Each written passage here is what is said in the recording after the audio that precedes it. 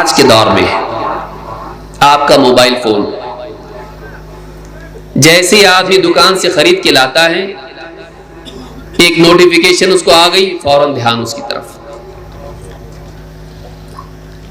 لوگ جمع ہیں، آپس میں کسی مسئلے پر گفتگو ہو رہی ہے، اس کا دل اس موضوع پر بات کرنے کو سننے کو نہیں چاہتا ہے، فوراً جیب سے موبائل فون نکال لیا، اس میں مشغول.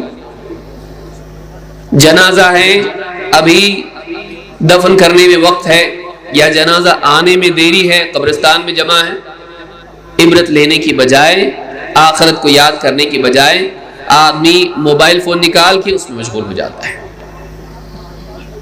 بیت الخلاء سے باہر آیا، افطار کے لیے انتظار میں ہے، گھر میں لوگ جمع ہیں، آپ دیکھیے یہ ہم سے چھوٹتا نہیں ہے.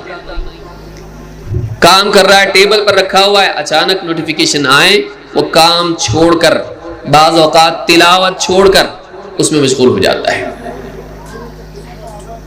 ایسا تو اللہ کے حکم پر بھی عمل نہیں کرتا ہے. یہاں اللہ کی طرف سے حکم آیا اور فوراً عمل کیا.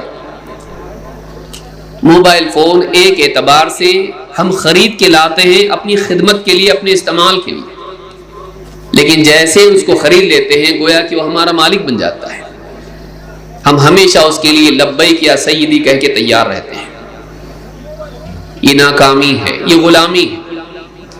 جو معاملہ اللہ کے ساتھ ہونا چاہیے تھا کسی اور کے ساتھ ہو رہا ہے. حتیٰ کہ وہ لوگ جو نوٹیفیکیشن پر ہمیشہ موبائل فون سے جڑے رہتے ہیں اور ہر ایک کا جواب دیتے رہتے ہیں، اذان کا جواب نہیں دے پاتے ہیں. نہ اذان کے الفاظ کے اعتبار سے، نہ اذان کے مطالبے کے اعتبار سے، نمازوں کو بھی نہیں جاتے.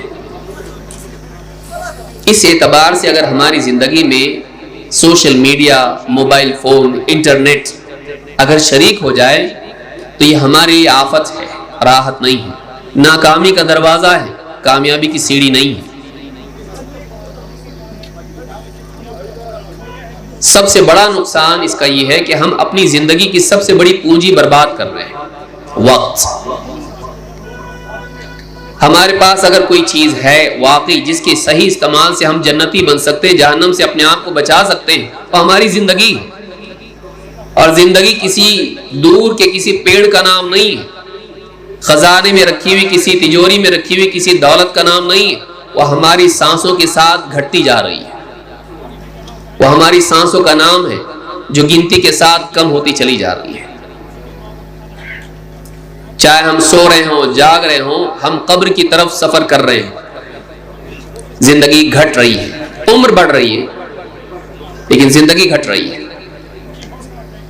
Mobile phone, social media, YouTube, Facebook, WhatsApp, Instagram, TikTok اور اس طرح کی جتنی ساری چیزیں ہیں، ان میں مشغول ہو کے آدمی اپنی عمر کا، اپنے اوقات کا بہترین حصہ برباد کر رہا ہے. ایسی چیز جو واپس نہیں ملنے والی ہے، جس کا غلط استعمال ناکامی کی یقینی سبب ہے. اسی لیے اللہ رب العالمین نے انسان کے ناکام ہونے کا ذکر کیا تو اللہ تعالیٰ نے وقت کی قسم کھائی. والعصر ان الانسان لفی خسر، قسم زمانے کی انسان خسارے میں. قسم زمانے کی، زمانہ وقت. اللہ نے وقت کی قسم کھائی اور انسان کے خسارے کا ذکر کیا. معلوم ہے کہ وقت کا تعلق، وقت کے استعمال کا تعلق انسان کی ناکامی سے ہے. اگر وہ غلط برباد کرے وقت کو، ناکام ہے. آپ دیکھیے کتنے لوگ ہیں جو اپنے دن کا تقریباً 4.5 گھنٹے، انڈیا کا ایوریج ہے. اگر آپ انٹرنیٹ پر تلاش کریں، ہمارے ملک میں عالمی اعتبار سے اور ہو سکتا ہے، ہمارے ملک میں 4.5 گھنٹے روزانہ آدمی اس پر صرف کرتا ہے. وہی آدمی 1 گھنٹے کی تلاوت نہیں کر سکتا ہے. وہی آدمی 1 گھنٹے کے درس میں شریک نہیں ہو سکتا ہے. وہی آدمی 1 گھنٹہ مطالعہ نہیں کر سکتا ہے. وہی آدمی 1 گھنٹہ اپنے بچوں کی تربیت میں استعمال نہیں کر سکتا ہے. لیکن وہ 3-3، 4-4 گھنٹے، آپ اپنا ایوریج تلاش کریں کہ میرا ایوریج کیا ہے اور اس کا حاصل کیا ہے. اس سے میری علمی ترقی کیا ہوئی، ایمانی ترقی کیا ہوئی، اخلاقی اعتبار سے میں کتنا بہتر بنا اور دنیاوی اعتبار سے میں کتنا اچھا بنا. ایک بڑا طبقہ ہے جو دیوانوں کی طرح واٹس ایپ، فیس بک، یوٹیوب اور اس طرح کی چیزوں میں لگا ہوا ہے. ان ایپلیکیشنز کا الگوریدم ایسا بنا ہوا ہے کہ ایک چیز ختم ہوئی دوسری چیز تیار ہے.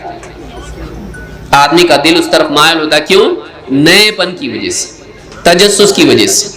اور دھیرے دھیرے جب وہ اس دائرے میں, اس چکر میں آتا ہے تو وہ بیمار ہو جاتا ہے. اور ڈاکٹرز کہتے ہیں کہ اس کے ذہن میں بات پیدا ہوتی ہے, نئی چیز کی چاہت کی وجہ سے وہ غلام بن کر رہ جاتا ہے, وہ چھوڑ نہیں پاتا ہے. بلکہ یہ تحقیق کی گئی کہ اگر موبائل فون کو بالکل بند کر کے بھی کسی کمرے میں رکھ دیا جائے, کوئی نوٹیفیکیشن نہیں, کوئی کال نہیں, وہ آن بھی نہیں ہے, بند کر دیا اس کو, تب بھی وہ آدمی کو ڈسٹرب کرتا ہے. یہ ریسرچ ہے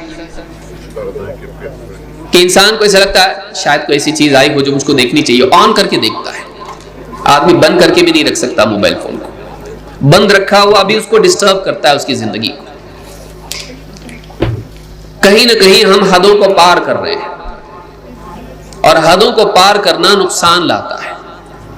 کوئی بھی چیز اگر اس کی اپنی حدوں میں استعمال ہو فائدہ مند ہوتی ہے, لیکن اگر حدیں ہم پار کرنے لگیں وہیں سے زوال, نقصان, ہلاکت شروع ہوتی ہے. ہم میں سے ہر آدمی دیکھ لے کہ وہ سوشل میڈیا کو کیسے استعمال کر رہا ہے, اس کا اس کی زندگی میں کیا اثر ہے. قیامت کے دن لوگ اللہ سے مانگیں گے تو وقت مانگیں گے. اللہ تعالیٰ فرماتا ہے وَهُمْ يَسْتَرِخُونَ فِيهَا رَبَّنَا أَخْرِجْنَا نَعْمَلْ صَالِحًا غَيْرَ الَّذِي كُنَّا نَعْمَلْ. اے ہمارے رب, وہ چیخیں گے جہنمی, اے ہمارے رب ہم کو اس جہنم سے نکال دے.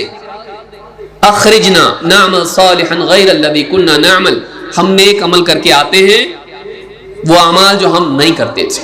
اے اللہ جہنم سے نکال دے تاکہ ہم نیک اعمال کریں.